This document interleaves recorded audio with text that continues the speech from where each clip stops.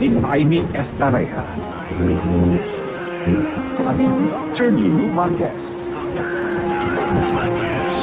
Ang makakasama mo sa Private Talks.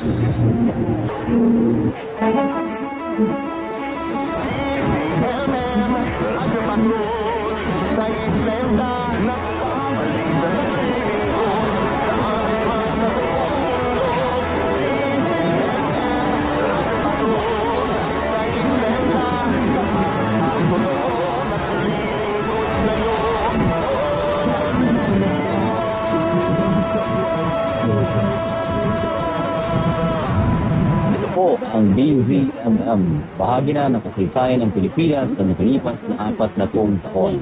Noon, ngayon at sa mga darating pang panahon, patuloy na magbabalita, naglilingkod at magbabantay. Kasapi ng KBP at siya ng mga broadcaster ng Pilipinas. Ang oras sa las 4 ng umaga. Ang programang ito ay hatid sa inyo ng Netshe Health Incorporated at ng produktong Janzone Plus Pro. Exciting!